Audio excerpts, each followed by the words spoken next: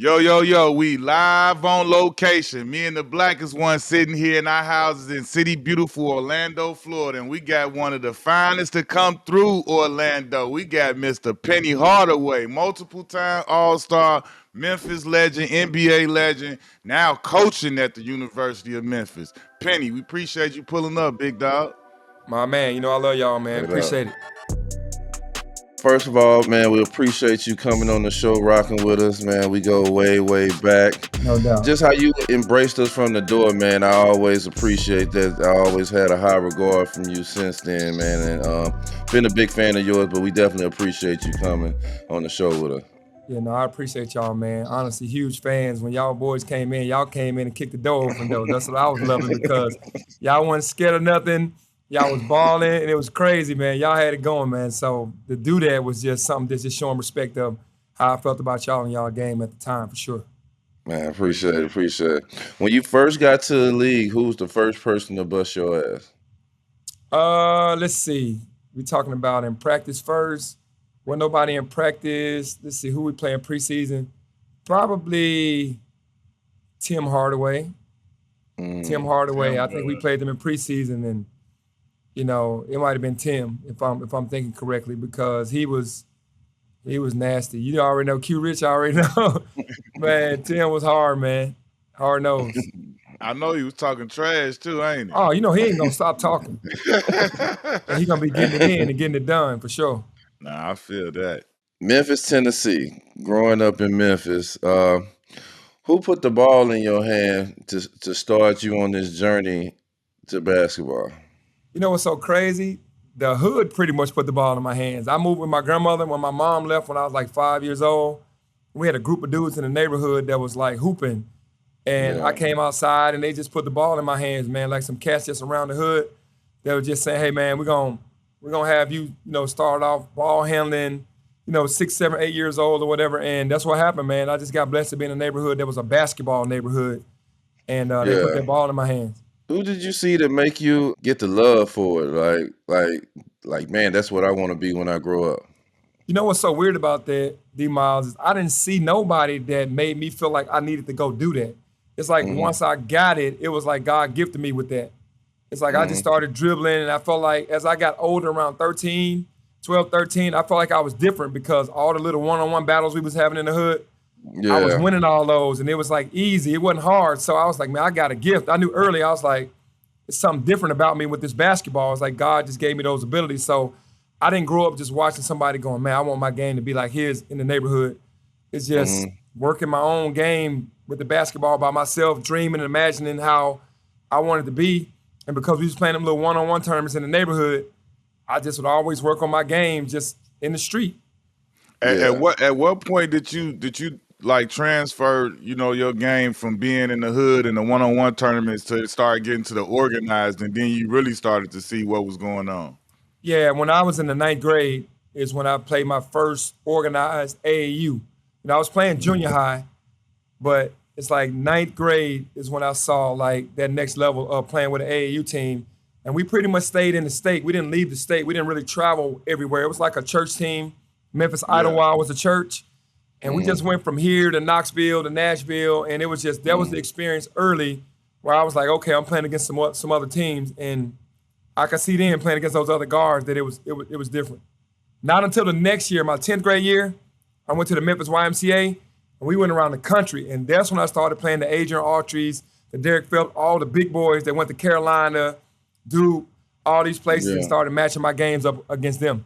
How tall were you as a sophomore then? Sophomore, I was 6'7". But here's so crazy. 8th grade, I was 5'11". Damn, 8th grade, I was 5'11", man. 5'11", and from 5'11" to 6'3", my 9th grade year. And then my 9th grade year, 10th grade year, 6'3" to 6'7". That's crazy. You having them growth spurts like that, that's what had you in point guard mode where you can dribble at first because that's the position you were playing. Yeah. And your height just went there and you just stayed locked in there. Man, I was short my whole life, bro. Like I was short. I was just I was a little dude just in the hood, just kind of handling the basketball. And when I had that spurt, what's so crazy, you can't feel that spurt. You just wake up one morning, dog, it's like, damn. Like, what's going on?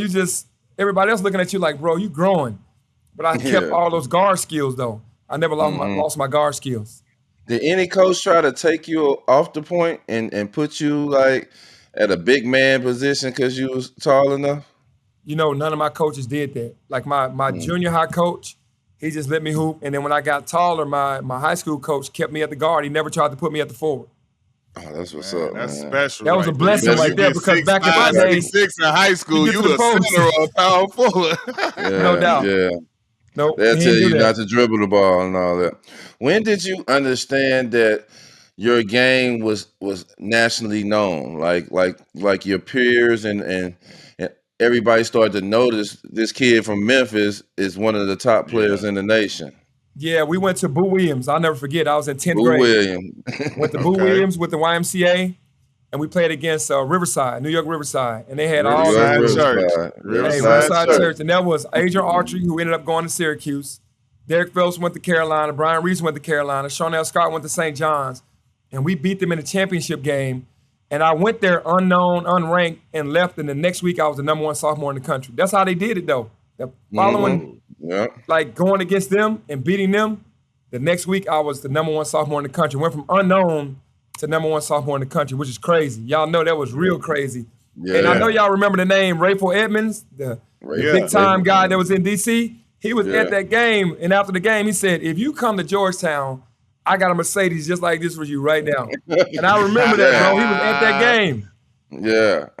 That's crazy. Yeah, look. That was the reasonable doubt bins back then.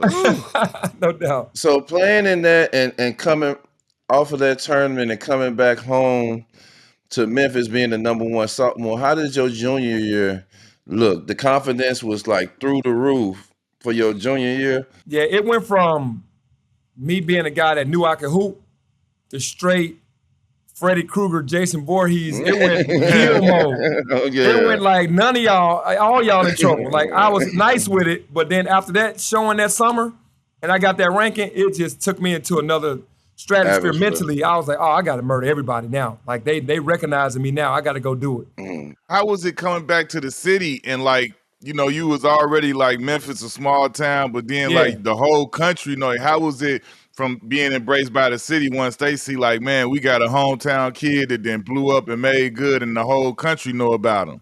Well, it was so crazy because 9th grade, I started with Elliot Perry in the backcourt. And I wasn't starting. I wasn't starting when season first started. One of our players, David Winston, he got ineligible. And coach put all of us on the bleachers and was like, David Winston is ineligible. We need to get a 2-guard out here. Whoever want to start, come out on the court. So I looked around for a minute because I thought he was joking and nobody moved. I jumped on the court right next to Elliot Perry and he was like, you starting. So that's how I started starting. And the second half of the season, they was coming to the game to see Elliot because they wasn't seeing me like that because I wasn't starting. Bro, man, I went to we went to the district championship, the regional championship, and I was killing and getting off. They started calling me Pee Wee. They was like, who was that little dude? We're gonna call him Pee Wee. Because he out there killing. I had the little baby face, real skinny, but they could tell I had a nice game. I went from that to the following year to go to that tournament and came back after that, and our local paper wrote up that article and said I was the #1 10th grader. And after that, man, every game I played from that point on was standing room only. It was crazy. That is insane. You know, you get to be your senior year, you clearly killing the whole country, averaging like 36 and 10 and all type of crazy numbers. Like, how is it when you see like the Parade All-American, the all of those, the McDonald's All-American, and those type of big time accolades start to come around? It was humbling for me because I had a mission, man. I wanted to get out of the hood. And getting all those accolades, I felt like there was a stepping stone through God, obviously, to get out. You know, and we've all been there. Like, hey, man, I love y'all. I'd rather go do something and come back and get y'all than to be here every single day. So when I started getting those accolades like that, I was like, this is just giving me that avenue to get out. And I got hungrier. Every time something came, it was like, all right. You know, I never felt like I had made it. I always gave myself them challenges every single day. And when they kept coming, I was like, all right, on to the next one. Let's go. Let's keep doing it because now they hunting you. Now they looking at my name going, every time I play against him, I got to bust his ass to kind of get the reputation that I can hoop. And I was like, nah, I can't let that happen. Yeah. You know how it is. Target. Yeah. Could it been anybody else but Memphis State to get you? Was it almost somebody else It that was. almost got you? It was almost Arkansas.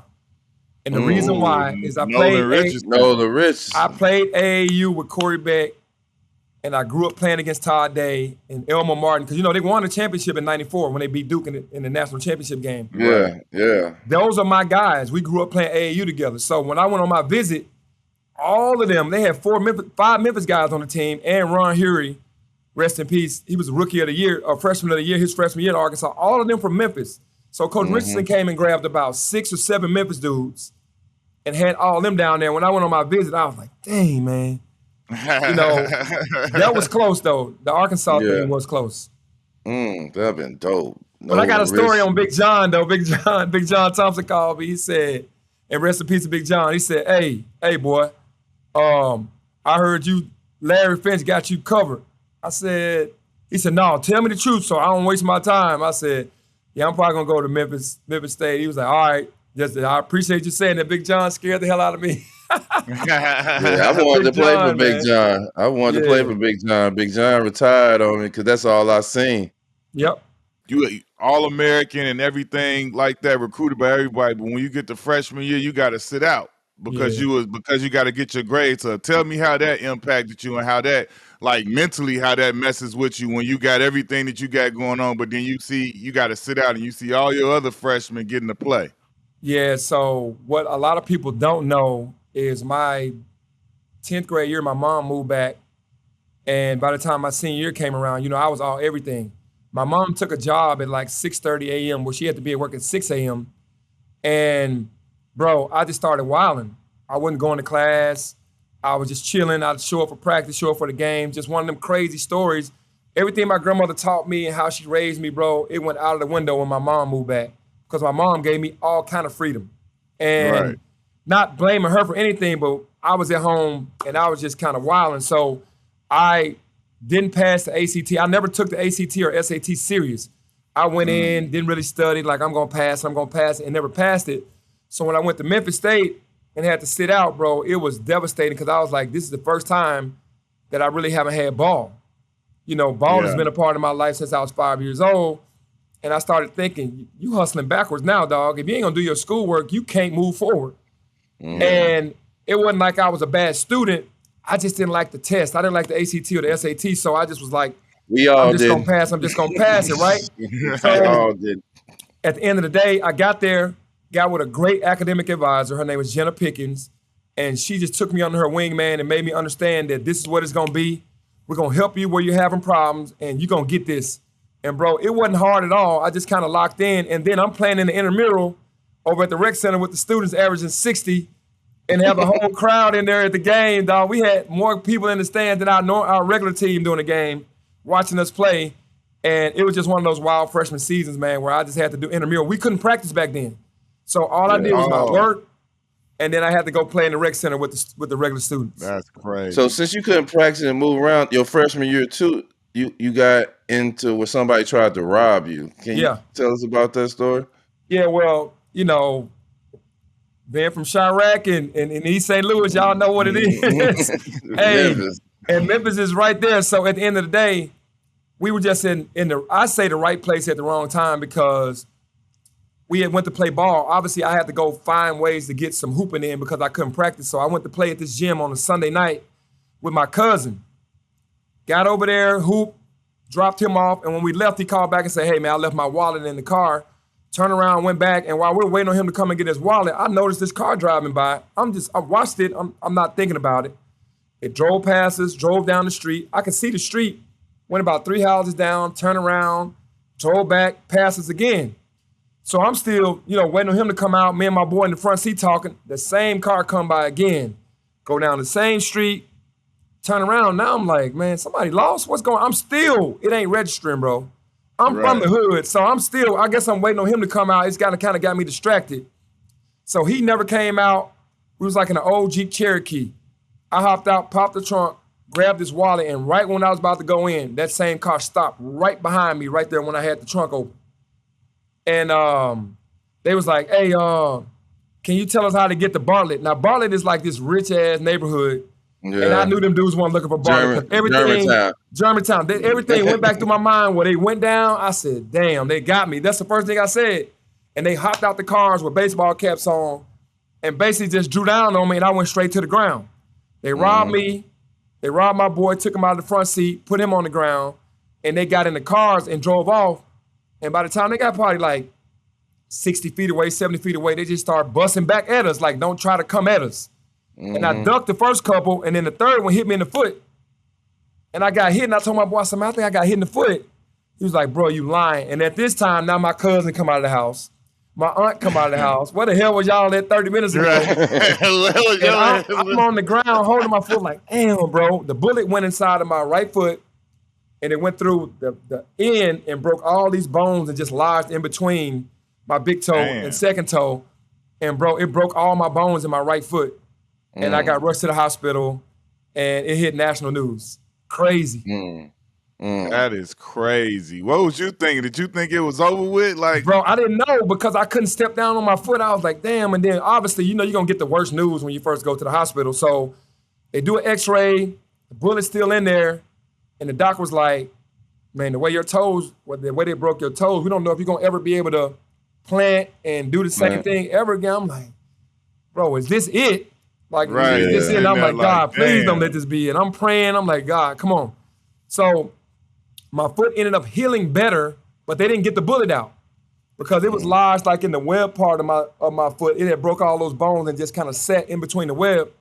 So they left it in there and the bones healed properly. And then they took me into a surgery, laid me on the table on my stomach face down and kind of held my foot off the edge, cut that little area and the bullet fell out. They sewed it back up or stitched it back up. And then they gave me the bullet. Like, this is what was in your foot. I said, yo, this is crazy. But I was able to play. But when I first started back playing, it felt really weird under my foot because, you know, I had broke all those bones. And then eventually it got back to normal. Crazy. So you made the Dean's List after being shot. You got it right. Then, like talk about that sophomore year. Like you said, it felt weird. But how long did it take you to, like, shake that off and, like, get back and, like, really start feeling like yourself on the court? When I got back, boy, I put them glasses on. You know, they make you look smarter when you wear glasses and shit. So I put them glasses on, D-Mile. Started walking bow-legged Q-Rich around the campus. And I got on campus, and I was a big dog then. I'm, like, walking around, the little honeys hollering at me. I'm like, oh, okay, I see how this is now. Because at first they didn't know who I was. I wasn't playing. They, like, heard about me. We got a kid coming next year. I'm the kid. I'm on campus. Y'all don't see me. Right. They're like, we look at these dudes playing. It is you. You start walking bow-legged on them. They like, it is him. So I get on campus, and then my sophomore year, I killed it, bro. We killed it because we went to the Elite Eight, one game from the Final Four, lost to Cincinnati and Nick Van Ness on those guys. Had a crazy season that first year, so that was dumb. The whole city went crazy, and then from that point on, it was like, wherever we went, we was like rock stars, man. That jump started it all. Talk about when you got selected to that USA team, that team that got to go against the Dream Team that with you, Steve Webb, Mashburn. We didn't have Mash talk about it. We didn't have G Hill talk about it. C Webb, tell us about that scrimmage against the pros before they did the switcheroo on y'all. So me and G Hill talk about this all the time when we see each other. You can't tell us, oh, we ain't have Michael on the floor. That's why y'all won. You got Magic.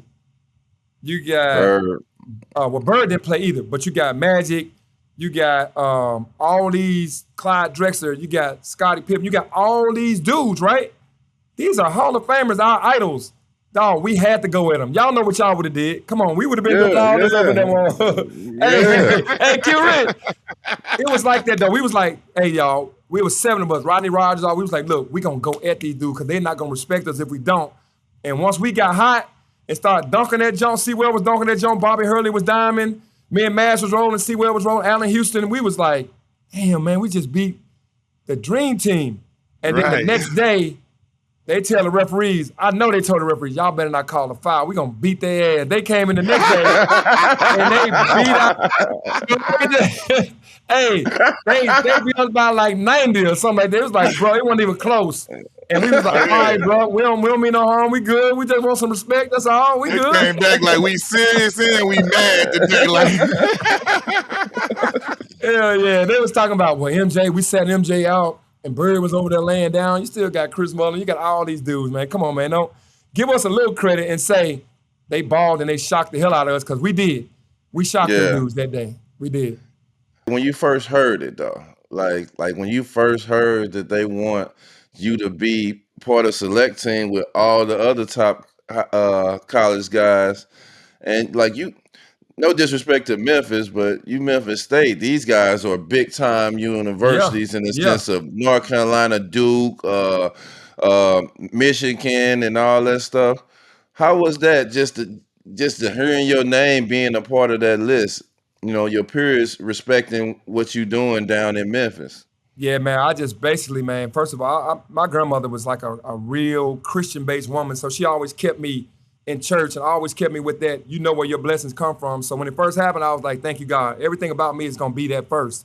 Secondly, I was like, you taking care of your business if you're being recognized. You know what I mean? You being recognized. And that was a true blessing, bro, because I didn't take that for granted, man, to be a part of 7 guys to go and play against the greatest players of all time for like a couple weeks in San Diego, California, Santa Barbara area, and to be like in conversation with these dudes. You know, we was going and mobbing out MJ room, Clyde Drexler room. We just busting in the room like, yo, y'all ain't about to get rid of it. We coming to kick it. We ain't coming up here just to be on this side and y'all on this side. We coming here to hang out. We want shoes. Let me get them.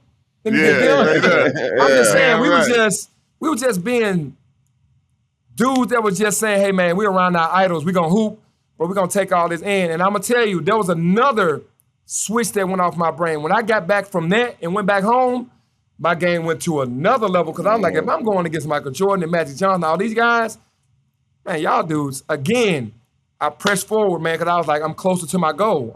It's almost here. Yeah, you got the opportunity before you even get drafted to be in a big-time hoop movie. Like, can you explain how did you get the opportunity to even be in this movie? Like, most of these opportunities come to the guys that's already in the NBA. They don't know what you're particularly going to be in the NBA, or even if you're going to the NBA, before you to be in that movie, Blue Chips, which is one of my favorite movies. Tell us the process of how you got asked to do that movie and what gave you the decision to go ahead and do it. Again, like all three of us, God made room for they said God will make room for your gifts. God made room for my gift through my hooping. And then the director of Blue Chips was like, I love his game. And he has the game, because everything was real basketball. It wasn't no acting. The only acting was my part about, when my mom lose her house or her job. But everything in the hoop scene was real until I threw the lob to Shaq. That was the only thing that was scripted. So they was like, we love his game. He still looks very young, like he's in high school about to go to college. So it ended up working out. And I went out to rehearse and kind of interview with the director and Nick Nolte and some guys that were out in LA kind of helped me go over my script. Man, I can't remember this guy now. I can't remember his name, bro. But anyway, he knows who he is. But he helped me on the script. And when I went out to LA, I went and did the interview and did the little part with Nick Nolte and William Friedkin, the director. And they loved it, and that was it, man. But it was crazy being in LA all summer doing that movie. Yeah. Could you ever have imagined that it was going to become like a cult classic the way it is, and like one of the, best hoop movies and all of that of all time? Could not have foreseen that. Just knew that I was blessed enough to be in a movie. We hood babies. We from the streets. Hey, we get into a movie. Me and D-Miles have been in movies because, did a couple movies, got a little sad car. We walk around, thought we was real Hollywood stars out there. I got a trailer like they got. They got me with a little costume and like clothes. And hey, we out here. Tell us like the first time you met Shaq on set. That was the first time you met Shaq when you did the movie, right? I met him before because back in the day, they had this thing called the Olympic Festival. So the Olympic Festival was north, south, east, west teams in Minneapolis, Minnesota for the summer. And me and Shaq was on the same team before I did the movie Blue Chips. So I played with him on that team that summer. And then I saw him again. I saw him again doing Blue Chips. And I'm going to tell y'all where I had my strategy at. And Chris Webber didn't have a chance. That's my dog. I had a strategy for Chris. Because Chris wanted to be in Orlando, and that's my dog. I said, you know what? Chris is probably, Michigan, he Fab Five. That's my dog. He a cold dude. Him and Shaq together, I don't know, man. That'd be so dominant. But me and Shaq together can be like Magic and Kareem. So when I went to the movie, I took advantage of every single day. Every time Shaq raised his hand, that ball was coming. I ain't taking one shot. Boom. He wasn't even looking for it. Boom. Yeah. I'm talking about, I passed him the ball. I didn't take one shot the whole summer. Every time he held his hand up, I threw it to him. And rest in peace, Pete Newell, the big man, camp dude, he said, Shaq, can you imagine playing with that every night? And I go back to the room like, yeah, I got to keep doing this. I got to keep working with that fella. And every time he'll tell you, man, he never shot the ball. You damn right I didn't shoot that ball because every time you raised the arm up, I was auditioning, bro. I had to get it done. And I did. I got it done. Yeah, man. That's sick dope, right there. That's a dope story. So how many teams did you work out to go in the draft? I worked out with Golden State and I worked out with Orlando. Those were the only two teams. Golden State had number 3. Philadelphia had 2, and Orlando had 1. And the first time I went to Orlando, Shaq had called him and told him, hey, man, get this dude down there. No, they actually called me down there first. That was the first time. And I went down there, and there was nobody at the airport to pick me up.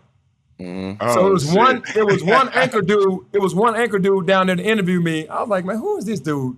I said, man, bro, nobody picked me up. Can you take me to the arena? That was when it was the arena. Yeah, the arena, I said, but before we go, can you stop by McDonald's? So I'm in the car with the dude. We chopping it up. We eat McDonald's. He dropped me off at the arena, and all I did was vertical leap, a little shuttle, did some stuff like that they would do at the combine.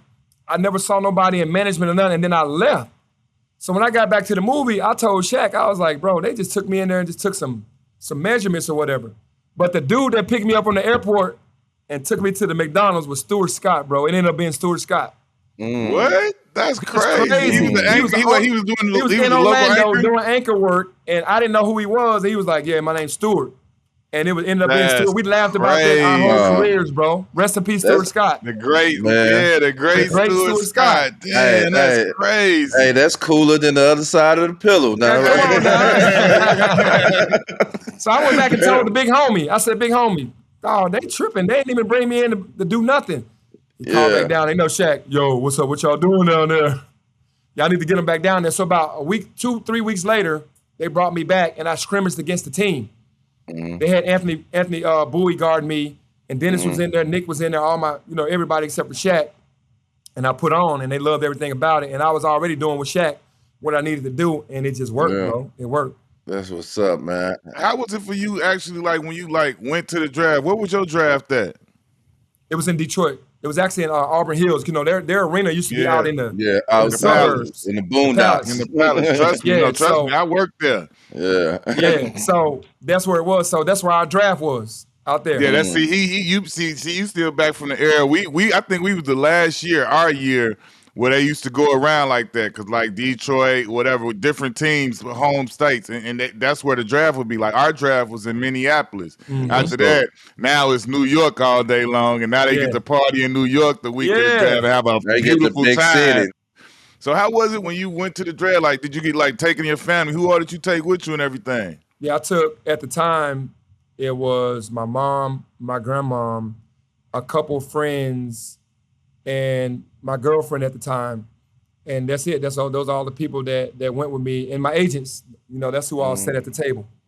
The draft is something that you feel like you ain't made it all the way, but you made it. That was just like the first monumental moment. You know what I'm saying? All the stuff that you done went through. We always say that it'd be a flashback of what happened all before that moment.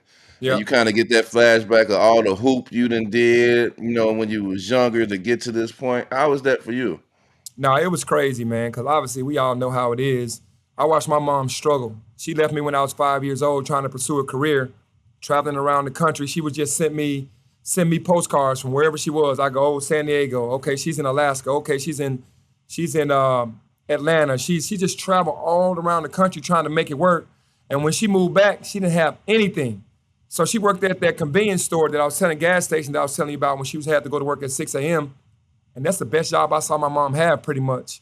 And to be able to get to that day in Auburn Hills to get drafted and to see her face and to understand what was about to happen for her and my grandmother, bro, you can't take that emotion back of understanding that God put you in a situation to take care of your family for the rest of their lives, and that's a crazy feeling. All behind a basketball. All of us on this podcast would have hooped for free. If the NBA was just making it and no money, we all would have just said we in the league hooping.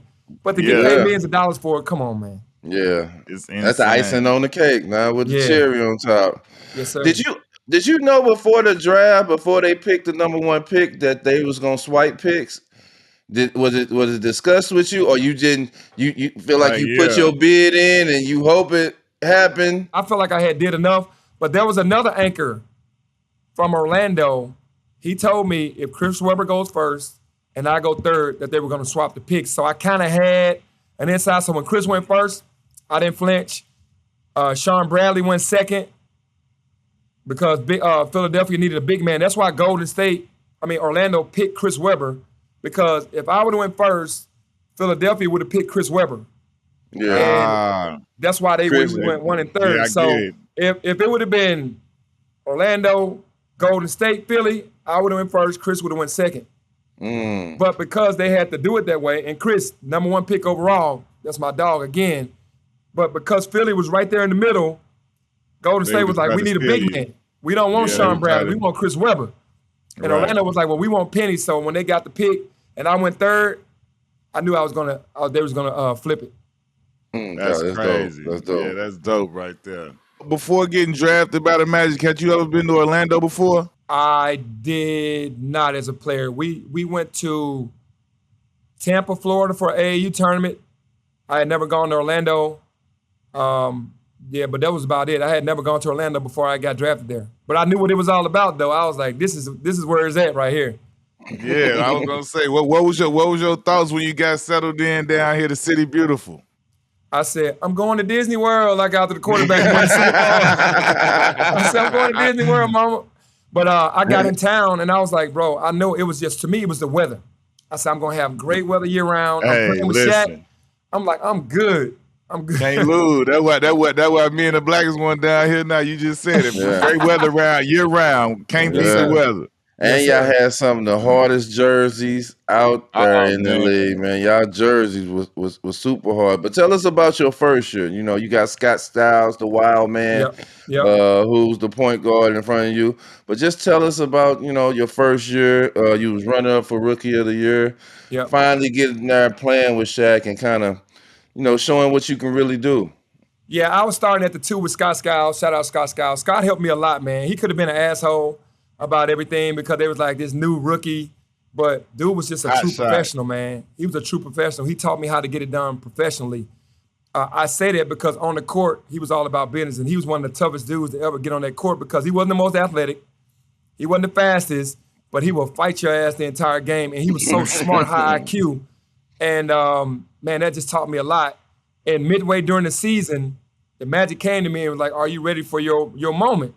And it was kind of bittersweet for me because I was like, and I hated to lose Scott. They traded him to Washington and made me the PG. And that's when really my career at the point took off.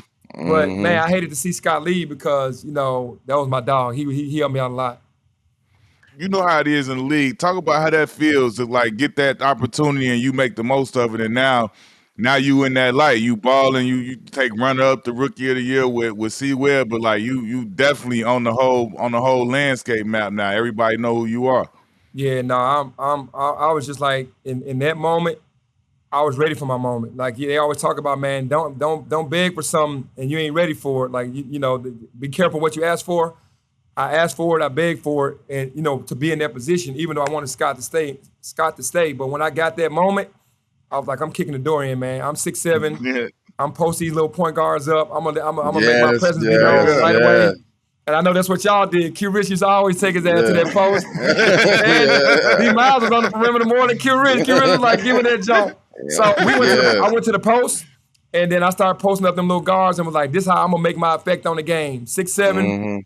I'm just gonna post up, and then I just kicked the door open. I think my first game at the point guard spot was against the Knicks. I was like, damn, it had to be against the Knicks, but okay. Let's get it done in Madison Square Garden. Yeah. Nice. Tell me about the first game you got to play against MJ. Yeah, that was crazy, man, because, that was in my second year. That wasn't my first year. Yeah. Second year, I'm looking at ESPN. They said, Michael Jordan talking about coming back. I was like, man, that'd be crazy if MJ came back. But right now, you got to understand, I'm that dude in the league now. I'm second year, first team all NBA. So I'm like, okay. And I got nothing but love. I got nothing but love for MJ. I was like, damn, it'd be great. For me, I'm like, it'd be great to play against him. And boy, that man came back, and we played him, and he had the number 45 on. He didn't have 23 on when he first came back. He had the 45 on, and we played him, and me and Nick and Dennis, we went at his head. We was like, we big guards. We just got to go at him. Right. And, man, it was crazy just looking at him, though, because you'll find yourself, I'm like, my first year, I didn't see him at all. Second year, most of the beginning of the year, I didn't see him. And then he just came back like, I'm coming back. And then in the game, watching him, I was like, damn, that's MJ. And snap out. You got to snap out of that shit quick because he'll kill you if you ain't paying attention. I'm like, bro, you better lock in and get busy. And that's how it was.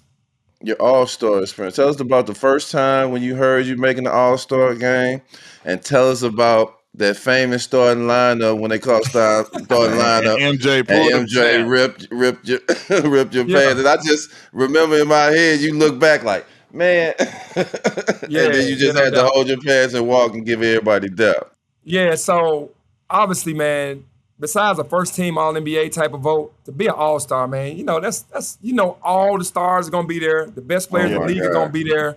I watched this game my entire career as far as like high school. Like, man, I would love to be in that game, and for it to actually happen, to get my name called, I was like, again, there was another moment where the switch clicked again. Even though you're there, it's like, okay, now you're gonna be the 100 now. Once your name get on that list, now the other guys that thought they should have made it and the guys under them, they're gonna come at you every game, so you gotta go. But when I went to All-Star Weekend in Cleveland, bro, that was an unbelievable experience, man. It was crazy. Tell me this, man. Hold on, he ain't finished the MJ side though. Oh yeah, so MJ, he kind of, I'm getting ready to be announced, and he started moving closer to me. I'm like, MJ, you know you going last, bro. What you coming over here for? Like, you ain't about to, I'm not going after you. So what you doing? I didn't know what he was doing. He just kept inching, like he was sitting closer. And I guess he had already told Scotty or somebody, I'm about to do the snap off or whatever. Bro, I walk out, and he snapped them Jones, and I had to hold my pants, and I looked back, he's just laughing like I'm on or something. It was crazy, but I'm like, hey, man, that was an ultimate compliment to me because that made me feel like, that he was like, he respected me and who I was. Man, you and MJ, the 1 and the 2 with you and MJ in the store in that All-Star game, like that's just crazy, man. To just see that, man. Tell me this: do you remember where you were when I don't know whether it was Nike or your agent when they came to you and said that you're gonna get your own shoe? Yeah, I was in Orlando and I was kicking, and just probably after a practice, my agent called me and was like, Nike want to meet. I'm like, all right. When we going to Oregon or they coming here? They're like, no, we going to Oregon. I said, cool. I said, damn, that's a long ass flight. He said, man, get your ass on that plane and get to Oregon. Right. You know how long that flight is? And I was like, cool. I got on the plane. Especially from Florida. Yeah, got all the way out there. And then all of a sudden we walk in the room. I'm seeing a lot of people. I'm like, damn. Right. All right, what's up, everybody? I sit down at the table. They go, Penny, we brought you here because it's time for us to bust out the Air Penny 1. I said, Air Penny 1, what? What are you talking about? They're like, no, we about to give you your own shoe. I said, oh, man, I think I got up, walked out like, dog, I'm a sneakerhead. I'm about to have my own shoe? Right. You can't even dream this stuff up. I'm like, dog, this going for me in a row like how it goes for guys that, it ain't happening like that every day for people. Like they walk into Nike and go, you got your own shoe because my rookie year, I wore 7 or 8 different styles of Nikes, from the Air Up to the regular Nike to I wore the J's with the number 1 on the back, all that, all the different shoes. And to get my own shoe, I was like, dude, this is crazy. This is crazy. I couldn't believe it. Tell me about when you saw like the samples of the models and then all the way to the point to where they telling you like you about to do this Lil Penny commercial. Yeah, so I just wanted my shoe to be a shoe that you can wear on and off the court, just like everybody rock the J's. You can hoop in them, right, and you can rock them with sweats, with shorts, whatever. I was like, as long as my shoe can be represented in the off the court, just like it can be represented on the court, I'm good with that. Because I didn't just want a sneaker just strictly for the court that nobody would wear off the court. And they did a brilliant job, man. They brought the samples. looked at the samples and was like, yeah, this joint is nice. They can rock these off the court. And Nike did a phenomenal job on that line. Well, I had a little penny doll. Like I can't even find it no more. But I had a little penny doll. I went and bought me a little. Well, my mom bought me a little penny doll. And How that was it crazy. to hearing that they was gonna go with a little penny doll and start doing like your commercial? Your commercial is some of the most iconic commercials Iconic. ever Man, I been appreciate done y'all. in the basketball history. They sat me down and they was like, we know you're a quiet assassin, because I wasn't really a trash talker unless somebody started with me, and then, you can go back and forth. I was just hooping and just trying to destroy dudes. It wasn't no talking. It was just, let's get to business. So they're like, we're going to get somebody that's going to talk trash for you. And his name going to be Lil Penny, and he's going to be a doll. And they told me the concept. I laughed, and I was like, dude, we got to do that, because that's going to be so dope. This little dude talking all the shit, and then I'm just going to go back it up. I ain't going to say nothing, but he going to do all the talking. I thought that was dope. I thought that was pretty cool. Well, Eddie Murphy and Martin and Damon Wayans, was them the ones that they was trying to get to be the voice first before I Chris think Rock? they was trying. I definitely know about Damon Wayans and Martin Lawrence. I don't know about Eddie Murphy, but they could have, and they all turned it down. It wasn't big enough for them, because them dudes was the dudes back then. Chris Rock really They wasn't. were. Yeah. They Super. were. So when Chris Rock did it, he was like a not well known at the time, and when he did the Lil Penny voice, it definitely helped get him to where he was going. Not only do you already got a dope shoe that's coming out, and clearly the shoe was doing numbers in the stores, because I remember that was like the only shoe that dropped that was like could compete with the Jordans for prices and stuff like that. Yeah. And it was like this for a second with y'all with the J's and the pennies. Pennies really had that type of vibe. So like when they how did Nike call y'all like, man, the commercials are going crazy, we got to do more, like this is like we didn't think it would be marketing was this big of crazy. a deal, like for marketing, like they hit like a super crazy home run. How was that when they started to see those results? Like how did you hear about it from that side? Yeah, there was an advertising agency called Whiten and Kennedy, and there was a guy that worked with them named Stacy Wall. He was the guy that kind of helped create the Little Penny deal. And Nike's so strategic on how they do things. They always capitalize at the right time. So they didn't want to flood it, but they wanted to put enough out where everybody stayed hungry, and then it became a thing. So that's why they're so smart and so brilliant. They didn't want to just make 15 commercials and go boom, boom, boom, boom, boom. They basically was like, we're going to piece it out there and make people be hungry for it. And that worked. So when the numbers and everything went through the roof, it was like, okay, it's time to make another one. And when that went through the roof, okay, it's time to make another one. So they were just really smart about how they did that. When you did when he said, that's Tyra Banks, fool. When you did the Tyra Banks commercial out of all that, how hard did you laugh when you heard him say that? Man, he was never in the studio with me. Yeah, I I just know heard that. the voiceovers. Yeah. I couldn't get through the commercial. Every time I heard what he said, they be like, all right, cut, start over. I said, my bad, bro. I don't know what he gonna say, but when he say something, I'm just gonna laugh. And it took me a minute to make my commercial, because everything he said, I was like laughing. And they was like, yo, you can't laugh. You got to get through it. I was like, cool, all right. And I finally got used to it, but in the beginning, bro, it was tripping me out. That's crazy. Horace Grant won three championships in a row. And it was like that's the key piece that y'all needed to get over the hump to be a real legit championship team. Tell us what impact Horace brought to y'all team to make y'all take another step up to go to back-to-back championships. Yeah, for sure. Horace definitely was that missing piece. He was like the defender, knocked down anywhere from a 15 to 18 footer consistently. He spaced the floor for Shaq. He was like the perfect match, because Shaq was down low and he was on the perimeter. And he had championship pedigree, man. He had won 3 championships in a row and was a champion. So at the end of the day, we needed that in Orlando. We were young. We needed that vet, that wily vet. And, man, he took us to the next level right away. I knew when we got Horace Grant that we were going to go to the NBA Finals, because you kind of know your team. You're like, if we get him, we got a good chance to go, and we did.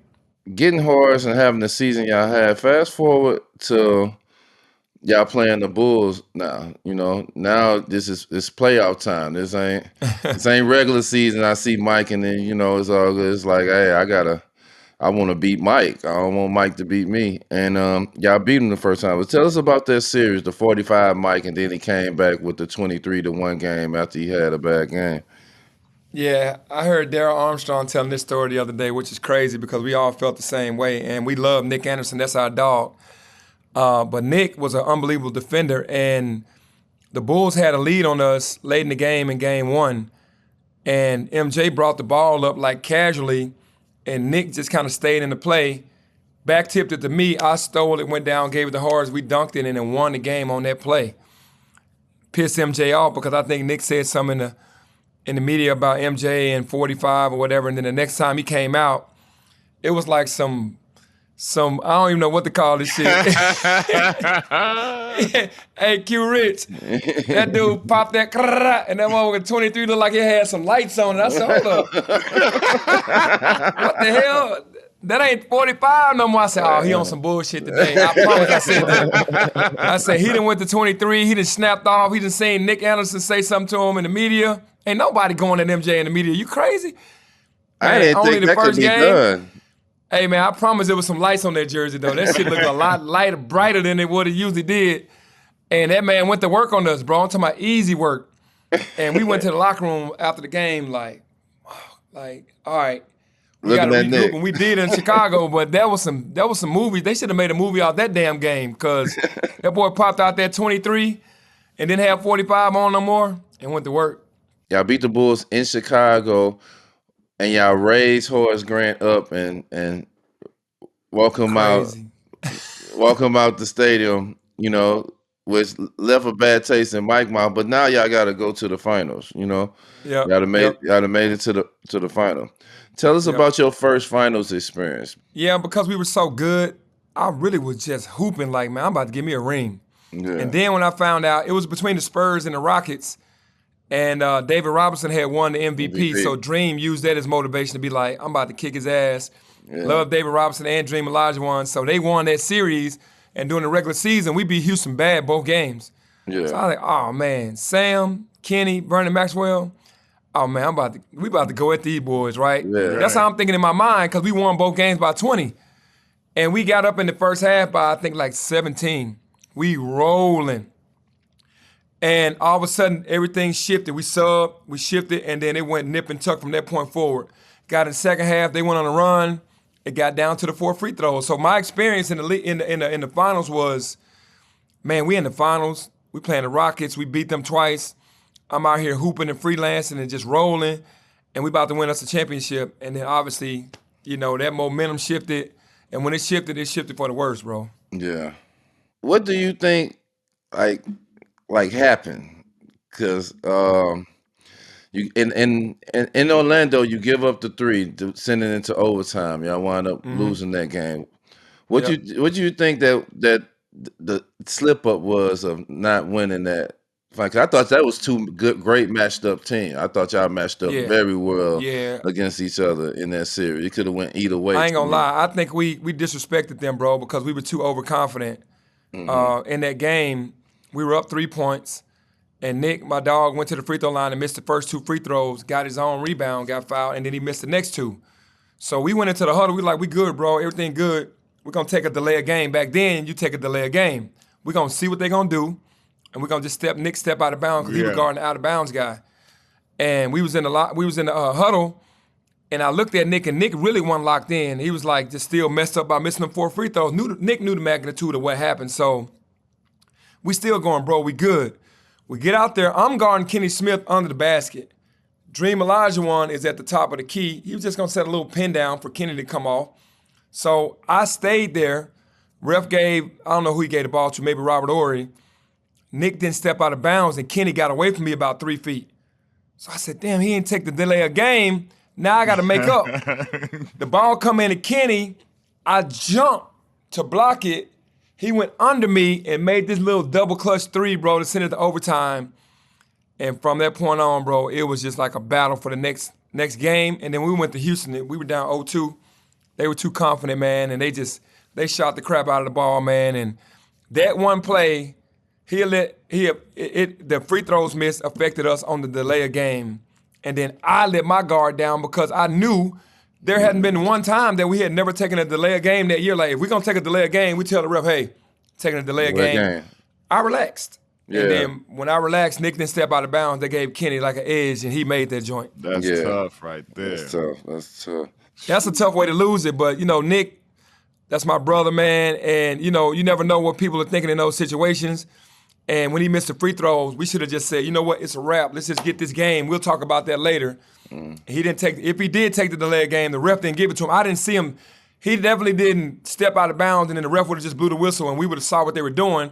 I probably would have top locked Kenny and said, you ain't coming out here. You got to go that way. Right. I would have switched it up, but at the end of the day, that's what happened. But then the next game, it was just back and forth, back and forth, back and forth. And King, man, this left-hand tip out of nowhere, like under here, and hit it. That jump went in to win the game. After that, we was just demoralized at that point, man. Like, damn, bro, it's a wrap. So the next year, Shaq get hurt most of the year. You know what I'm saying? And you have to take a leadership role into stepping up your game even more because you don't have the big Going fella as crazy. much as you had. Y'all went 60 games that year. You know, win 60 went games. off. And then, again, you meet the Bulls. You know they was coming back for revenge. What was that next series like when Jordan with a full season playing against y'all? Hey, before he say this, I just want to insert this in here. I was 17 at the time. I was at the crib. I probably was as ready as y'all were for this rematch of this series. Go ahead, Penny. I wasn't in it. I was sitting in my front room, but I was ready. Go ahead.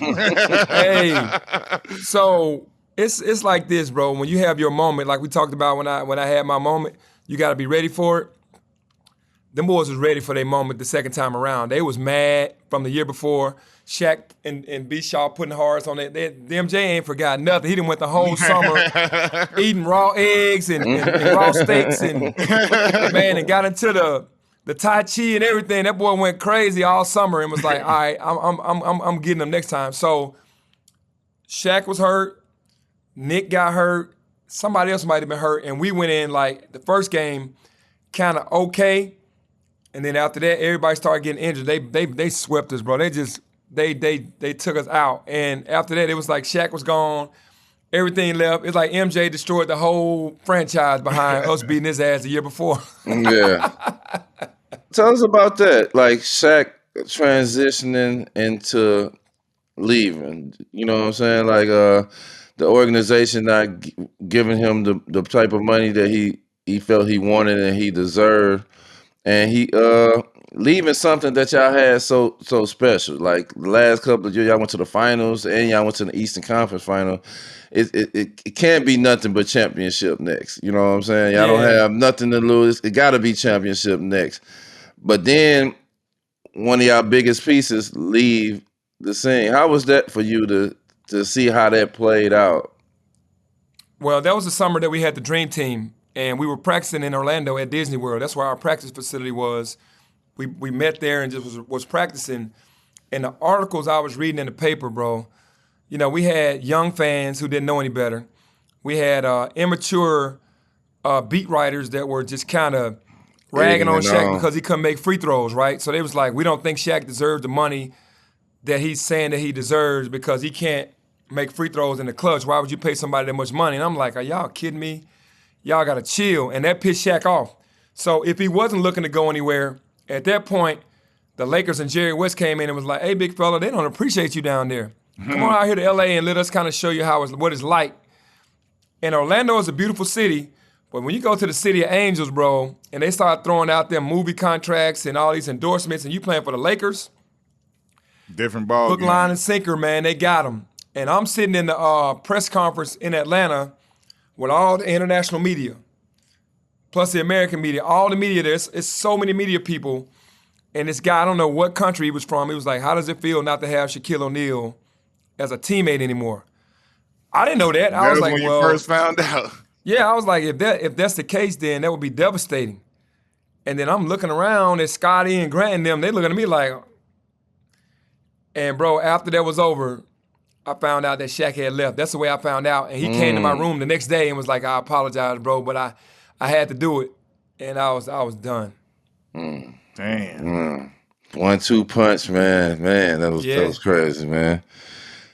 That's devastating. Like how was Yes, how was it when you got back to the team after that? Like how did the team atmosphere feel like when you had the games? How did the games feel? Did everything feel like it kind of shifted and changed after big fella left? Bro, when Shaq left, Damn doorknob on the building was breaking off and shit. Motherfuckers, hey, Q, everything in that motherfucker started breaking down. Hey, man, we ain't got no ice, man. What ice at, bro? Hey, everything, we went straight to we went straight back to what we started, bro. It was like an expansion team all over again. It was like, damn, bro, we went from the Beatles to, man, just being just some dude that was trying to make it. Like, we trying to give you our mixtape. Back in the day, bro, it went that bad, though. It went bad. We knew it did. It went down fast, bro. It wasn't even like a slow grind. We competed a little bit, but it went from 60 to 41 to 42 to 45. It was like we knew the magnitude of what had happened, man. And you seen it in the teams that's playing against you. They like, oh yeah, I don't got shit, so we don't fear nothing that y'all got going on. Oh, come on. It's like when we first went to Chicago, and I'm gonna go back to what you just said. Man, me and Shaq out in the clubs kicking it because MJ, they was like, one dude in the club said, oh, I bet if Black was here, y'all ass would be in the bed. I said, you right, but he ain't here. So we gonna kick it tonight. And the Bulls beat the hell out of us the next night. Ron Harper, Scottie Pippen, they still beat us. We was in there kicking it like they ain't got MJ, and they still played a good game. So when it came to our game, you had to take your ass to bed when you came to Orlando because you was playing against us. When Shaq left, them boys, man, probably stayed up to 3 or 4 in the morning before they played us. Like, man, it's a wrap. They ain't got it no more. They smell blood. Us too. They smell blood, man. They did smell blood. Like you said, you was on the select team, which was crazy, playing against Dream Team. How was it when they called you and they say, we want you to be on Dream Team 2? Like, man, you just like you say, you hitting all the accolades and the things. Like, what was that call? Like, we know, like you say, that's a different call than all NBA, then all-star. Like, that's a different type of badge when you in the league. Like, that's like you become an Avenger. You become one of the Marvel, you know what I'm saying, the superheroes out here. Yeah, because, back then, it wasn't just no tryouts and everybody going to see if they can make it like nowadays, right? You get called upon. You had to actually be selected. Yeah. And then that is the ultimate respect level for your game when they say, we want you to be on the Dream Team. Right. And, man, I was like the way that it was going for me, man, it was unbelievable because we was rolling. Stop. We was winning in Orlando. You get drafted. You're on the select team in college. All these things to get your own shoe and then to get put on the Dream Team. Bro, I was loving every minute of them. I was like a little kid, man. I was going around Stockton to GP to Hakeem to Scotty to Mitch Richmond to Reggie, all them boys, man. I was taking it all. Shaq, Charles, Karl Malone. Every practice, I'm walking up to them dudes and just saying something, bro, because I wanted to soak in all of that. You know, I did, and that was a great moment for me. Let me ask you this, because we had DC on here. Will Dream Team 2, can Dream Team 2 beat Dream Team 1? You done played against both of them. You know what's so crazy is I had this conversation with Draymond Green talking about that because he's been on a couple Olympic teams, right? And I was like, we're not going to disrespect the OGs. We're going to get them, they say, and we're going to let the OGs rest and say the original Dream Team is the best team ever. For us, we know we can compete with anybody, but just on a respect level, we're going to get them dudes. They just do because they put in a lot of work. So I ain't disrespecting them. You know what I mean? We got lucky as the college players, but as far as now, you got to know who we had and who they had. It's right there, but we got too many legends on that team that I love and respect. I tell you, I like the respect factor right there. Tell me about when you first hurt your knee at 97. What was the original injury that you had that started off the knee injury stuff? Man, we playing the Pistons in the first round of the playoffs, and I'm about to go for a rebound, and Joe Dumars tried to come and wedge me in. But when he came in there, he kneed me right in the back of my knee, like right on that bone. And I felt it right away. I was like, damn. But I kept playing. You know, you got the adrenaline and everything, and I kept playing. I finished that series. I finished the next series. And then I'm like, after it was over with, it wasn't really as bad anymore. So I went home, chilled the whole summer, and was hooping, and there wasn't nothing wrong. And right before training camp, I think I played with a torn meniscus the whole summer, bro.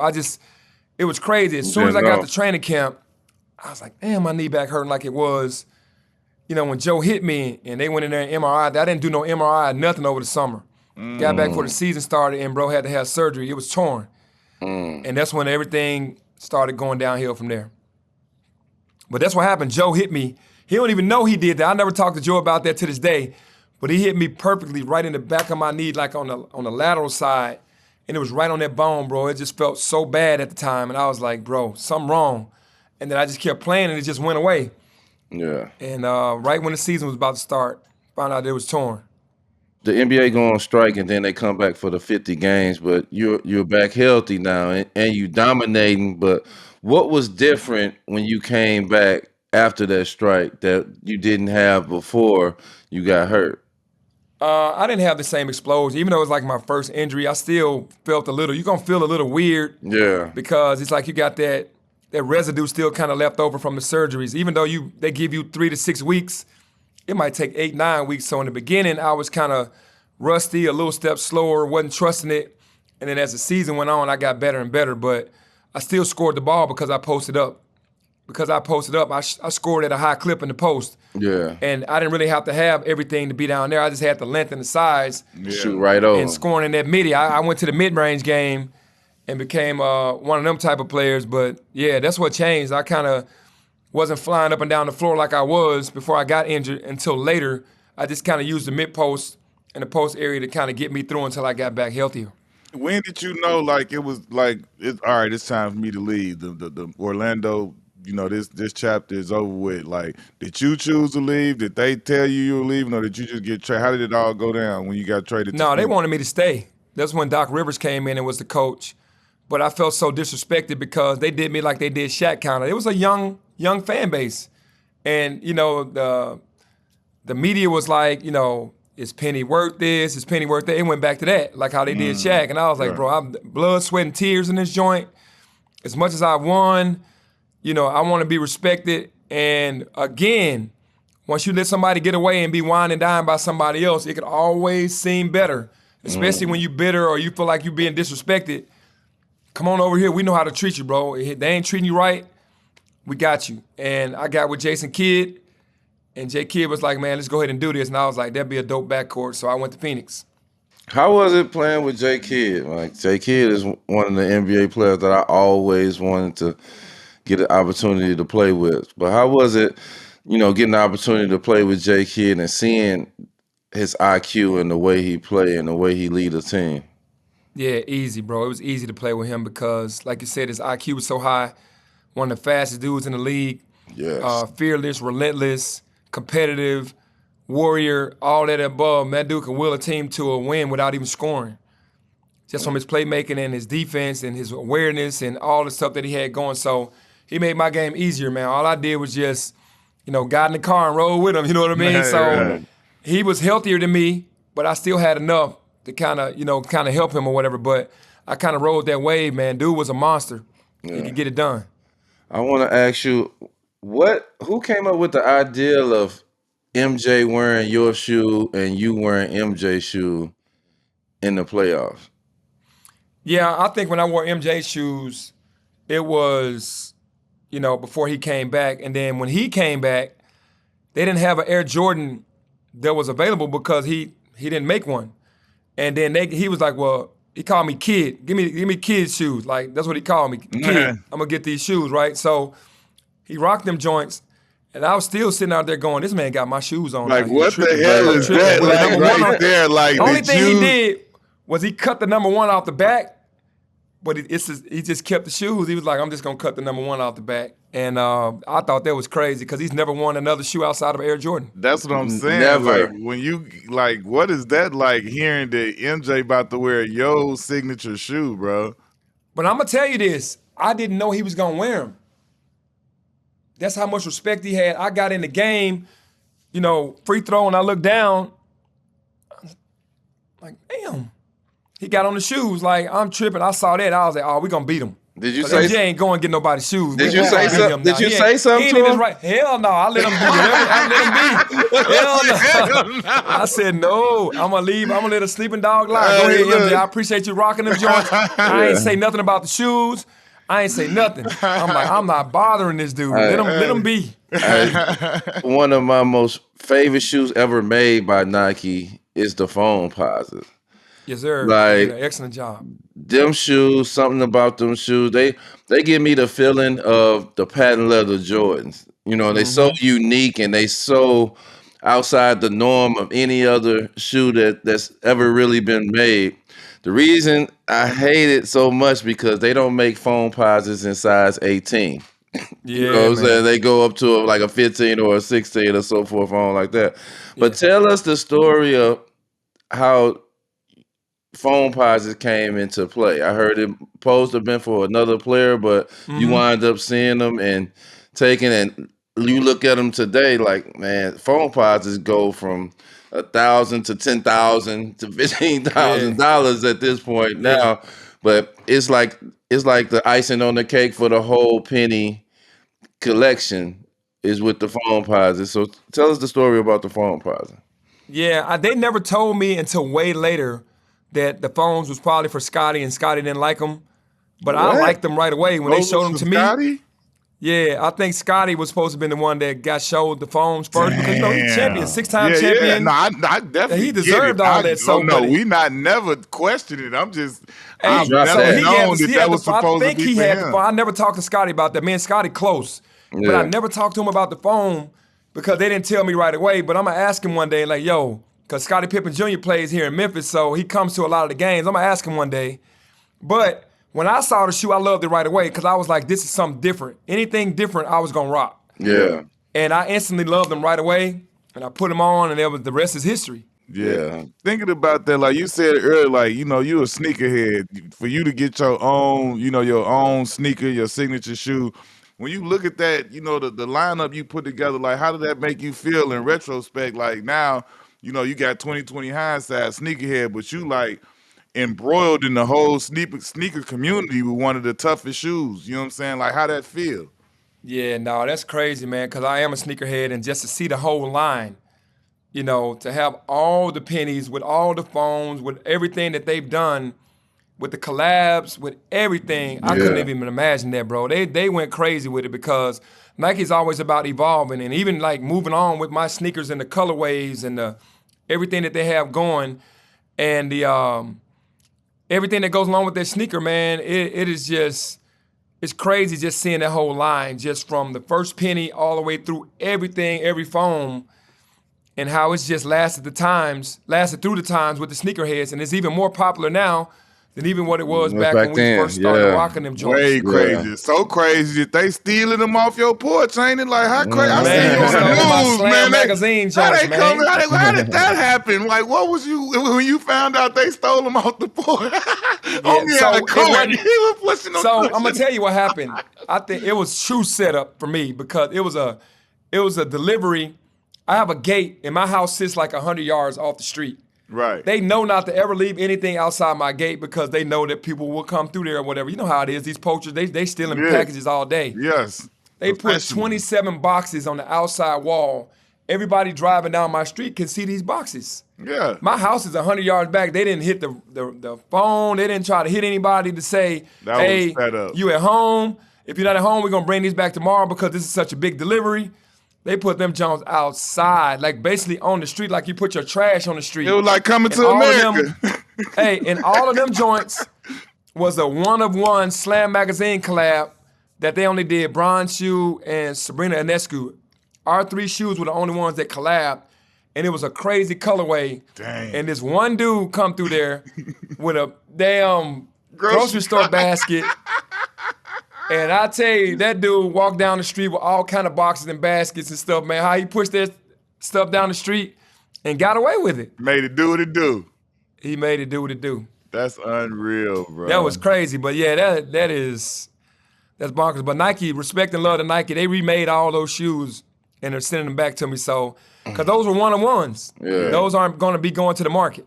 Yeah, that's crazy. That's tough right there. We big on nicknames, and Penny is one of the dopest nicknames in basketball in our history.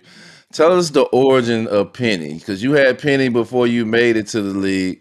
Where some guys get their nickname in the league, some guys get their nickname in college, and some guys get it from birth. Soon as they come out the womb, their whole family is calling them there. But tell us the origin of Penny and where the name Penny came from. Yeah, I didn't become Penny till I was like 11 years old. Like when I moved with my grandmother and got older, my friends was asking me what my nickname was because my grandmother used to have this real Southern drawl, and it sounded like she was saying pity, but she was saying pretty, like pretty baby. Like that was my nickname to my grandmother, and they was like, she call you Penny? I was like, yeah. I just said yeah. They call me Penny. So they hit my house and my grandma answered the phone. They was like, Penny there? Like, ain't no Penny there. I said, Grandma, that's me. I got it. It's me. So that's where it all started from. My grandmother saying pretty, but to like her little Southern drawl, it became Penny. And then the people in the neighborhood were just calling me Penny. And I took that and I rolled with that because in high school, I wore number 25 because of Danny Manning. I loved Danny Manning, bro, when he was at Kansas, right? Yeah. And when I got to the league, Q Richard know this, Ben Wilson get murdered in Chicago at Simeon. Nick Anderson already has 25. It's a sentimental number to him. And I was like, you know what? It's time to make Penny be number 1 instead. I was always number 25. Yeah. I'm gonna get my number 1, start doing the endorsement thing with the Penny, and I merged all that together just for all of the endorsements and stuff, and it just worked. And then branding. Yeah. So that's how it went. It worked. The 1 and the Penny, it goes right together, man. I know I done brought this up to him before. We was teammates on the Knicks, but the first time, listen, this is the first time I didn't even get to meet him. This was the first time I saw Penny. I was 13 years old at the Nationals, the AAU Nationals in Memphis, Tennessee, and we went to whatever the gym was. We pulling up to the gym, and I can't remember. I want to say it was some type of truck. It was a blue truck you had with the 1 cent. In the rims and that, it might have been like a Blazer or something back there. Like an Explorer. It was an Explorer. Explorer, that's what it was. It was like, yeah. Yep. And when we got out, everybody was like, damn, look at that truck.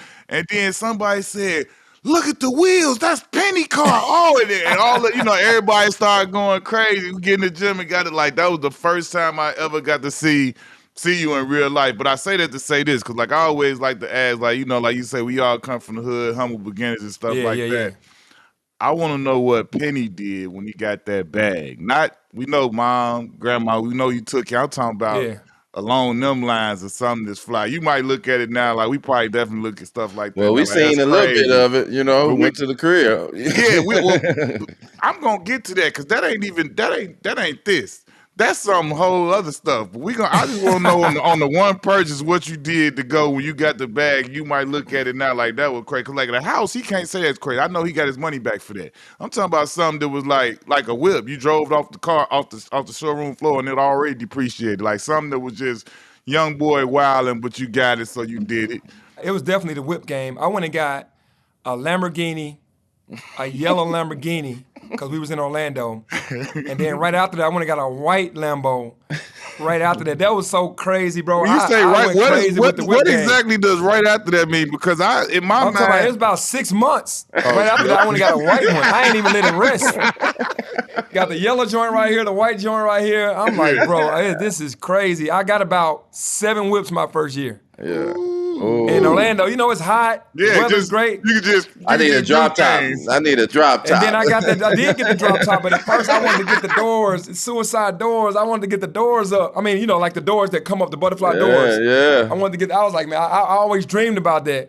And me and Shaq had this dude, his name was Mark. He had like this custom shop where he would take the track and push the track further for us because, everything was like so bunched up for our height. So we get it pushed back further. And every time we get a whip, we say, hey, Mark, go ahead and just extend it a little bit. The range on the seat, bro. Hey, that was the life right there, bro. Yeah. We had it in Orlando. D-Miles, brother, when we got to come to your crib out there in Phoenix, and like, wasn't that like that house was built for a queen or a princess or something? And you tell me the story about that house. Was ridiculous. It was like one of the biggest homes I've ever been in to this point. Like it was land over here, spots over here, game room over here, kicking bowling alley. How did you even how did that come about? Like how did you stumble across that piece of real estate? And whose was it, a queen? It was a former queen that definitely lived there. But here's goes so crazy though, Q, because you're gonna know this because you played in Phoenix. Man, when I first got there, coming from Orlando, I lived in a huge house, greenery everywhere, water everywhere. Man, I went to Phoenix when I signed, I'm looking at all these rocks. That's Mountains, these little it. houses looking like they from Bedrock. I'm like, bro, where am I Yeah. find a house at? Like, this ain't Yeah. it. And Scottsdale, man. So I went in Scottsdale and started looking. I didn't like nothing. And then all of a sudden, this house came on the market, and I drove around there, bro. It had the main house with 6 bedrooms. It had an office, and then it had an Olympic pool in the back. Yeah. Then it had an 8-car garage. Yeah. And then you go across the way, it had a 2-bedroom apartment, 1-bedroom Two-bedroom apartment. Yeah. It had the steam room, locker rooms, his and her locker room. It had another office, had a game room, bowling alley. And what I did, I added like a barbershop and a movie room downstairs in the main house. And man, I put like an 18-hole little golf thing in the back, like a putt-putt. And bro, that house was ridiculous, man. I could, when my people came down the first time, like in February, they came down to visit. They went to the guest house and didn't even see the main house. They just went because they saw a house over there. They went to the Right. guest house, and I came outside. I was like, yo, over here. They was like, man, this is crazy. Yeah. That house was crazy. Then it had a full court tennis and basketball court on the outside too. Yeah. That house was bonkers, man. I can't forget that house, man. That house is embedded in my head, and that was what 24 years ago. How about this? Man, I'm like, man, I tell my homeboy to this day about that story. man, that house was crazy. Yeah, that crib was absolutely nuts. I remember that. That was like, the hell? Like, this is, like you said, we go over there. It was like, oh, yeah, it's a 2-bedroom apartment up there. Yeah. We down here playing tennis. I mean, playing pool. Then it's a bowling alley. It was like, wait a minute. Like, at that point, I had never heard of nobody having no bowling alley in their house. I mean, obviously now that's Yeah. like a regular thing. A lot of people got it, but Yeah. like back Yeah. then, that was like, I'm telling everybody, like, man, Penny got a bowling alley in his crib, bro. Like, what you talking about? Like, y'all ain't seen nothing. Like, I ain't seen nothing. I ain't That seen house, nothing. man, was probably, I've seen a lot of houses. That house is second to none, bro, when it comes to everything, all the amenities that a Yeah, hooper everything wanted. in We had one. a full court, we had a movie room, we had a game room, we had the pool. Yeah. It's everything that you wanted. Yeah. Everything that you wanted. Yeah. I want to ask you, kind of current question, because like we talked about the All-Star game, and you played in the All-Star game with Shaq, Mike, like some of the best All-Star games we have in the history of the game, and how competitive that was. Seeing today's how they got to do all this stuff to try to get these guys to play competitive in the All-Star game. Just explain to us the All-Star games that you was in and how Mike and all these top players approached them All-Star games and had them great All-Star games. And to look at the ones today and be like, what are these guys doing? Why we got to trick you into or come up with a different scheme to get you guys to play hard and give us a show on the best weekend of the year? Yeah, so for us, it was a mutual respect for each other's game, but it wasn't no friendships like that where you was like, when we played against each other, it was like East versus West. We was trying to murder them. We weren't even trying to be friends. We would respect each other, dap each other up. What's up, boy? What's up? What's up? But when the game started, it was like a real game to us. It wasn't like you were proud to be there and be chosen, but it was like you was gonna show up and you was gonna be ready to play. Right. Today, they're so cool and so close. They take vacations together. They're so connected and locked in together that I guess it's just made it to the point that we're All-Star Weekend. And then they've been going, the same guys go every year. So it's like, man, now I'm really ready to go on vacation. I don't really want to do this. We took pride in being picked. And when we got to the game, we really wanted to give the people a show. We didn't want people coming and saying it wasn't a show. Yeah. And now it's almost about the entertainment and not even about the game. Yeah. And it should be more about the game. Yeah. for sure. Like, what do you think of them splitting it up into all of these 4-team stuff they trying to do now? I told, me and D talked about it when it first happened. I say, listen, call me old school, whatever. East versus West, and fucking play. Like you say, you know what I'm saying? The big guys come in and set the tone and say, hey, we gonna go tonight. You know what I'm saying? We gonna get to it. We gonna really bop tonight. And like if those the big name guys do that, everybody else fall in line, bro. That's how it's always gone. Yeah. I think that again, just like any corporation or or entity or institution or whatever it is, the NBA is all about monetizing off a lot of things and also evolving. So to me, David Stern back in the day was more about the game But Adam Silver has taken it to another level respectfully, and rest in peace, David Stern, unbelievable commissioner, and so is Adam Silver. They're always trying to invent the next thing to keep the consumer because of all these different betting sites and all this other stuff. How do I keep these people engaged in what's going on? So they're constantly coming up with so many different ways to water something down just to make the fans more excited. And as real players and players that did it, it's like, that ain't cool. You know, we want to see a real game, but they're bringing it more towards, I guess, the era now, man. It's just it's not the same. Something that work, like you say. I agree. Something that worked for this era to keep them engaged and to make them want to play in it. So, like me and D said, man, I'm always excited to see what's going on. We gonna watch it anyway. So I hope the hell it work, and I hope they, you know what I'm saying, go out there and get after it, because it ain't been it. Yeah, no, a lot of people are down on it right now. You done played for a couple of teams, and you had a bunch of teammates.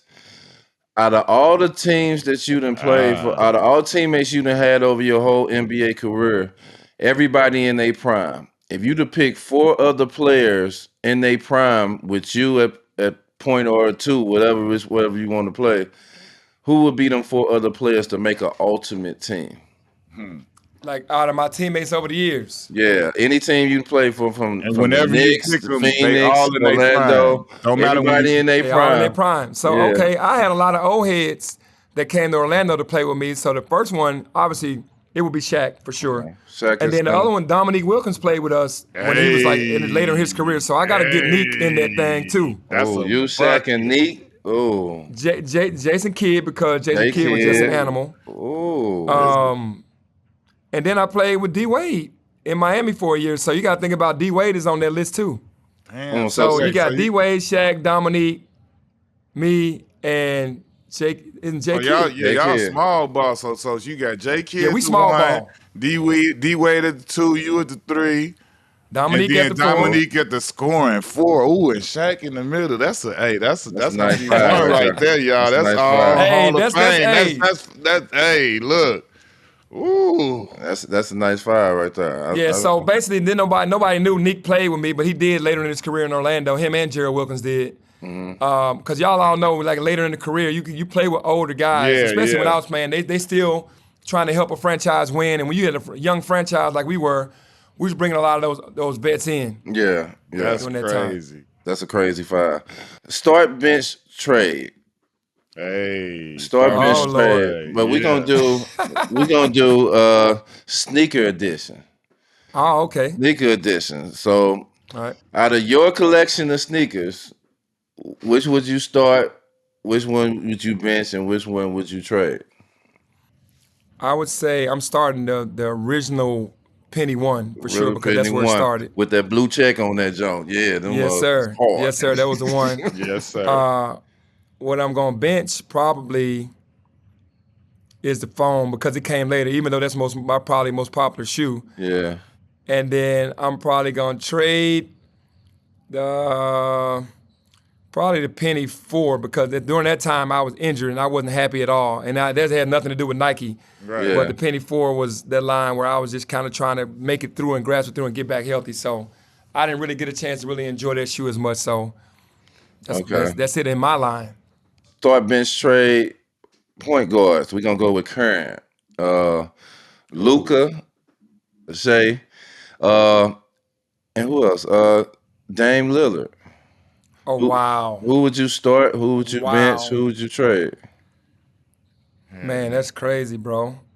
I might start Luka, bench Dame, and trade Shaq. I'm only going with the vets. Ooh. Like Shea is probably one of That's the future. he arguably the damn best guard in the league right now. Definitely is. On my list right now, and I love him. I actually coached against him when he was at Hamilton Heights here in Memphis in a game against him, and I knew he was going to be special, but not this special. Yeah. So I'd have to go with Luka first, and then Dame second, and then trade Shea. And that's just respectfully, to be honest. Oh yeah. Ain't no right answer, because you got It ain't. Hey, let me ask you this, Penny. When you was winding down, like as far as your hoop career, like did you know, or did you think that you would be going into coaching? Like what made you? How did you get into coaching?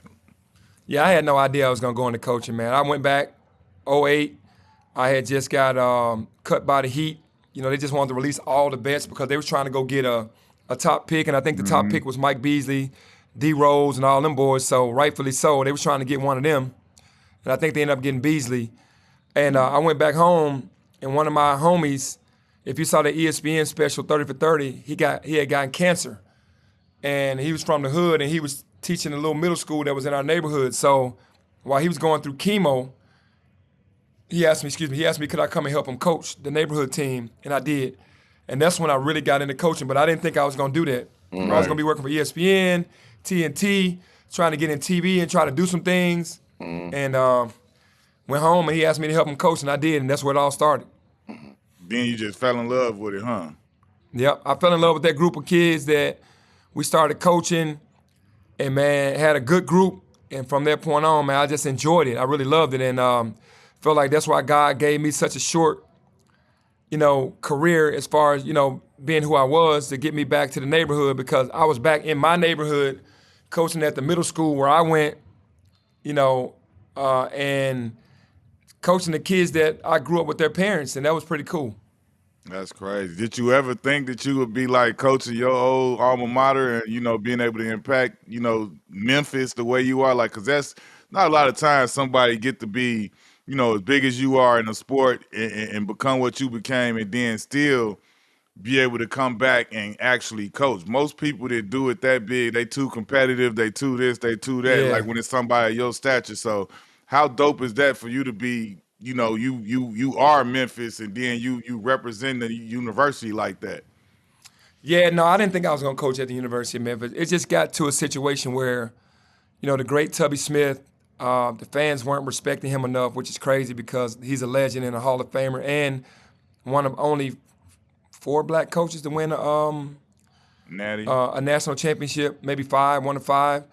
But, it's just the marriage didn't work here in Memphis, and I was just finishing up at Memphis East with my last group of kids, and once they thought about getting rid of him, just the timing was perfect, man. I never thought in a million years that I would be coaching here, though. I never foresaw that, just could see that would happen, and man, once it happened, it was just crazy because everything came full circle. Tell us more about this year and what you expect this year. We just seen y'all got a big win against the defending champs earlier this year. Yeah. That's something definitely to build upon. Yeah. But your expectation this year going forward with the team, and what you looking forward to in the future. Yeah, obviously, in my early years, that competitive nature came out of me, and I was like, I'm ready to win a national championship right now. It's just all of us have that in us, because to be great, you got to have that ambition, that fire, that grit to just say, we're going to go get it done. And as I've gotten older, what I've learned is trying to be the best team in March. So for me, what we've done thus far is only scratch the surface, but it's also building. We're building a culture here. We're building something that people want to be proud to be like, hey, I go to Memphis, or I'm going to Memphis, and be in the same breath as all the blue bloods. Yeah. Kind of like how Gonzaga, they worked their way up the ladder. Yep. It would have been Butler if Stevens didn't if my leave. man would have stayed and I went to the Celtics. Oh, yeah. Butler would have probably been in that same breath. So Memphis isn't known as this powerhouse. We've been around for a while, but just trying to make it into a powerhouse. And the success we've had is because of the grind, the type of personalities and young men that we get here. So for me, my mentality is to grind and grow and be the best team playing in March and April and get to the NCAA tournament, and then anything can happen. Most definitely, anything can happen in the tournament. It's not for everybody, but if you could do it, like, I salute y'all guys, like the former players that get out there and do it and coach and give back, because like I said, if you have that propensity to do it, and you have that ability and that skill, who better can you learn from? Right. When you look at guys like when Stack was over at Vanderbilt, when you in Memphis, when Juan was at Michigan, the Deon and out in Colorado, like these is dudes, and anybody else I'm missing, anybody else is coaching and doing it, like, bro, we did it at the highest level. If you have that capacity to go out there and coach and give back, I automatically will say that we should be we fit it better, because we've dealt with different things on different levels. Like you say, you also been from the neighborhood and been from the same type of culture and background that a lot of these kids come from. And then you couple that you saw the hurdles and the things you had to do to get out of that, and things you got to do to succeed. Nobody else better. Nobody else better. So like I salute all our, all our alumni brothers that's getting out there and giving back and coaching and doing that because like Khaled say, we the best at that. To me, for real. No doubt. A And lot then of I'm gonna shout knowledge. out Damon Stoudemire, Mighty Mouse at Yeah, Georgia Tech. yeah. Dame doing a hell of a job too, man. You know what it is though, Q, is it definitely gives these young men a early entry into the league because we're teaching them every single day what it's gonna be like when they get to their dream. take They're the gonna next know step. they're gonna know the verbiage, they're gonna know the language, they're gonna know the plays, they're gonna know how to read situations, they're gonna know how to play out of concepts. They're gonna know how to do all this stuff before they get there. That's just giving you all the answers before you get there, bro. And that's a blessing for us to Yeah. be able to do that for them. I got one more question before we get out of here. If you and Shaq never broke up and y'all could have got a 10-year, 12-year run without the injuries, how many championships you think y'all would have won?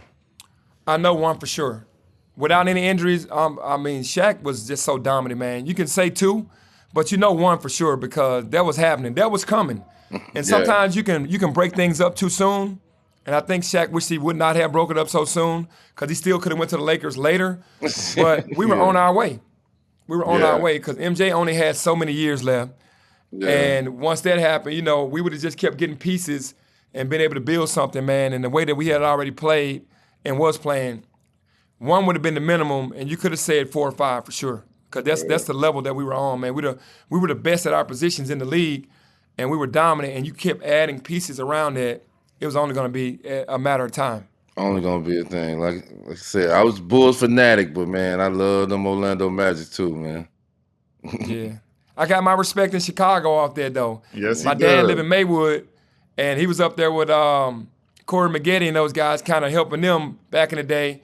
And when I come to Chicago, the entire city showed number love because of how we played against the Bulls. Yeah. And that's what that did for me, man. Just beating Mike and beating Scotty and those guys, it gave me that respect and the shot that ain't gonna never be taken away, and that's love. Straight up. Yes, sir. Well, man, we appreciate it, man. You pulling up on the guys a long time coming, man. Knuckleheads with Penny, man. Memphis Yes, sir. legend. Salute. Yes, sir. I appreciate y'all boys, man. Y'all doing a great job, man. Keep being great at what y'all doing, man, because we need it. We got to keep rocking with each other and keep supporting each other, man, because we know life is short. All There's the so much time. going on. Yes, sir.